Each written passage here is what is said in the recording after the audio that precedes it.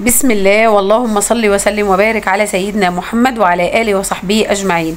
دلوقتي بقى يا جماعة أوان تخزين المانجا، إن أنت تخزنيها وتبقى عندك في البيت، وأقول لك على خلاصة تجربة السنين إزاي تبقى معاكي زي محلات العصير وتاخدي منها كل الفوائد وما تبقاش مضرة خالص لا ليكي ولا أولادك، وهنزودها كمان بطريقة صحية جدا. من خلاصة السنين والتجارب إن المانجا اللي بتخزنيها العصير اي نوع بقى انت بتفضليه، هنا اغسلي المانجا بتاعتك كويس جدا. انا بالنسبه للمانجا السكريه اللي زي كده بغسلها حلوه قوي مره واثنين وثلاثه، لان بيبقى عليها رمل، وبقطعها زي ما انت شايفه كده شرايح بقشرها. طب ليه بنقطعها وليه ضروري جدا ما تشيليش المانجا سليمه؟ لسببين. اول سبب ان المانجا في بعض المانجا بعيد الشر يعني بيبقى فيها دود، فخلي بالك من النقطة دي، ولما المانجا هتتجمد على الوضع ده مش هتعرفيها. تاني حاجة، لو اتشلتيها سليمة بتاخد معاكي مكان في الفريزر كبير جدا، وشغلانة عما تطلعيها وتفك وحوارات، لكن بالطريقة دي مش هتاخد مكان. ضمننا نظافة المانجا، حافظنا على كل قطع المانجا، بتطلع بتفكيها معاكي بكل سهوله، بتطلعي كيس وتقطعي منه الحته اللي انت عايزاها، وخلاص كده تفرميها في الخلاط وتصفيها بمصفى تكون ناعمه جدا زي ما انت شايفه كده. هشيلها بالطريقه دي. يبقى احنا هنخزن المانجا اللي احنا هنغسلها كويس قوي، هنقطعها شرايح وبقشرها. خرجي الهواء من الكيس وتعملي الكميه دي. مش عايزه اقول لك مثلا دول ممكن تلاقيهم 4 كيلو او 5 كيلو في كيس واحد تلاجة. دي الطريقه الصحيحه لتخزين المانجا، ايا كانت بقى المانجا اللي هتخزنيها بقشرها. اهم حاجه زي ما قلت لك اغسليها كويس جدا جدا جدا. وطبعا بقى لو القشريه فيها حته لونها بني بتاع تشيليها منها. نيجي للمانجا التانيه بقى اللي احنا هنستعملها للحشو او الحاجات دي، فانا بستخدم المانجا الزبديه. اهم حاجه وانتي بتقشريها كده تكون جامده معاكي، حتى لو سايبه شويه حطيها تجمد في الفريزر وطلعيها قشريها بالطريقه دي، سواء كده او بالقشره بتاعه البطاطس، الطريقه اللي تريحك قشري بيها. هناخد المانجايه كده زي ما انت شايفه اهو. طبعا ما بنهدرش اي حاجه، حتى القشر ده هقولك هنعمل فيه ايه بعدين. هنجمع القشر كده على بعضه اللي احنا مطلعين فيه قطعه من المانجا ده، وبعدين اقولك نعمل ايه. طبعا المانجا اللي فاتت اللي احنا بنفرزها، البذر بتاع المانجا هنحطه في طبق كبير ويبقى فيه ميه عشان كل العصاره وكل اللي على البذرايه بتاعت المانجا كمان كل ده يخرج. قشري المانجايه بتاعتك كده، وهتجيبي معاكي طبعا تقشيرها بالطريقه دي بيبقى سهل جدا وما بتاخدش معاكي وقت، وتقدري تعملي كميات كبيره جدا في اقل وقت. طبعا تخزين المانجا دلوقتي يا جماعه، المانجا يعني يعتبر سعرها رخيص، وفي نفس الوقت هتنفعنا بقى من تفريزات رمضان، عصاير بقى مدرسين لاولادك، ولادك بيذاكروا عايزين تعملوا اي مشروبات طول الشتاء بقى تبقى معاكي. هتقطعي المانجا دي شرايح بالطريقه دي، شرايح كبيره كده. هتستخدميها بقى، لا بتعملي كنافه بالمانجا، بتعملي حلويات، بتعملي تورت، بتعملي اي حاجه، هتاخدي الشرايح بتاعتك دي. وعشان تحافظي عليها اقولك تعملي ايه.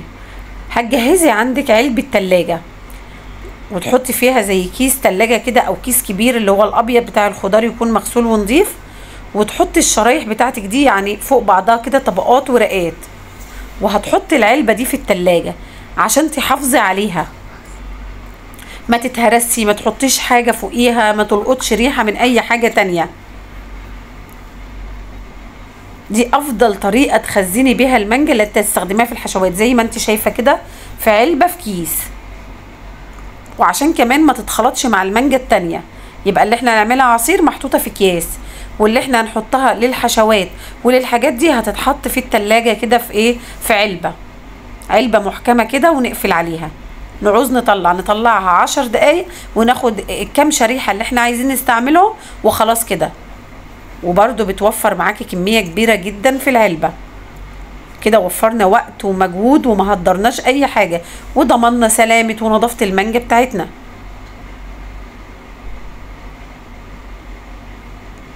قطعي كده على مهلك واغسلي الحاجه كويس.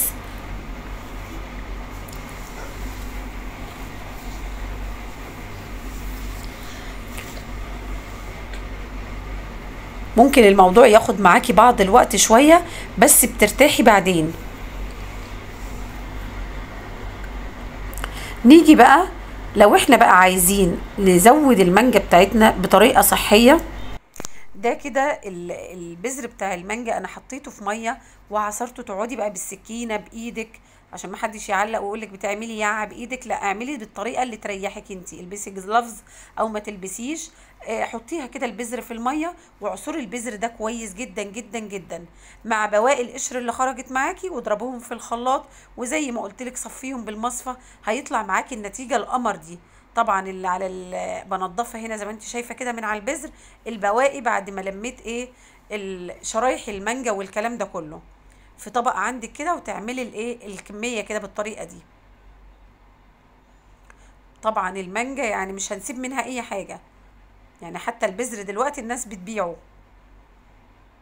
شايفه المانجا بتاعتك طالعه ما شاء الله.